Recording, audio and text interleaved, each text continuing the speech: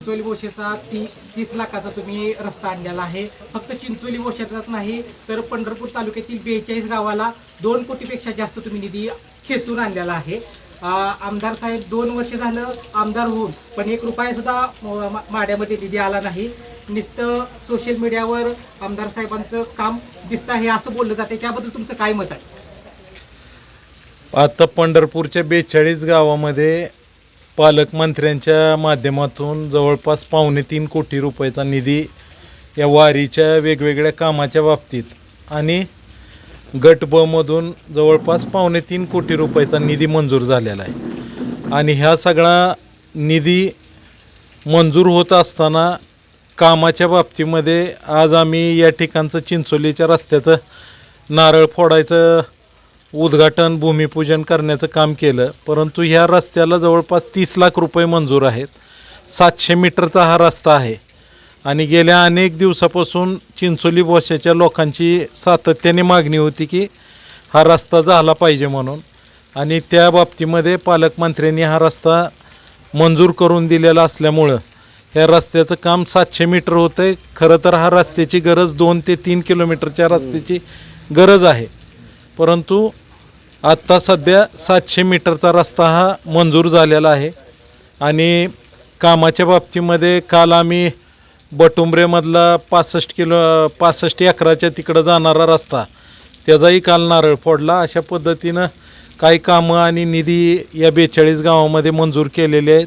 त्याचीही कामं या वारीच्या निमित्ताने लवकरात लवकर करण्याच्या दृष्टीनं उद्घाटनं आम्ही आज करून घेतलेली आहेत. चिंचोली बोशाचा रस्ता मंजूर झालेला आहे, पण ज्यावेळेला आम्ही सरपंच ग्रामसेवक यांना एस्टिमेटबद्दल माहिती विचारली तर ग्रामसेवक आणि सरपंच यांना एस्टिमेटबद्दल माहिती नाही. कुठं तर ठेकेदार कुठं तर दाबण्याचं काम केलं जात आहे का या माध्यमातून?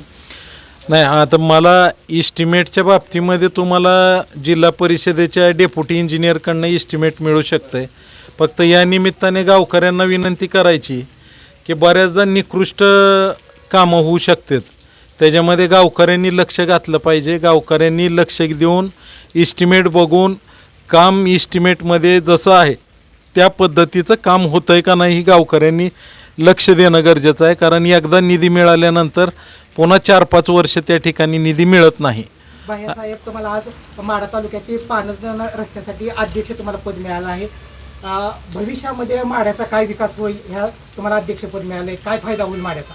नाही, मतदारसंघामध्ये सगळ्याच गावांमध्ये शेत रस्ते आणि पानंद रस्त्याची फार मोठी समस्या आहे. अनेक ठिकाणी काय रस्ते बंद आहेत, आडवाडवी किंवा स्थानिक अडचणींमुळं वादामुळं रस्ते बंद आहेत.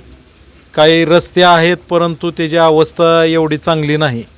आणि शासनाने मुख्यमंत्री बळीराजा पानंद रस्ते योजना सुरू केलेली आहे आणि त्या योजनेच्या माध्यमातून मतदारसंघामध्ये किमान प्रत्येक गावामध्ये एखादा तरी रस्ता जसा निधी पुढच्या टप्प्यात उपलब्ध होईल त्या पटीत प्रत्येक गावाला ह्या पानंद रस्त्याची जिथं जिथं समस्या आहे ते सोडवून त्या ठिकाणी निधी देण्याचं काम या योजनेच्या माध्यमातून होणार आहे. रस्त्याच्या दर्जाबाबत काही प्रश्न विचारला जातोय. भाईसाहेब, तुम्ही काय अधिकाऱ्यांना काय सूचना देणार आहेत का? शेवटी आम्ही जरी सूचना दिल्या तरी शेवटी रोज बघण्यासाठी आम्ही त्या ठिकाणी नसतो. त्याच्यामुळं ते इस्टिमेट गावकऱ्यांनी बघून थोडंसं गावातल्या लोकांनी त्याच्याकडे लक्ष देणं गरजेचं आहे.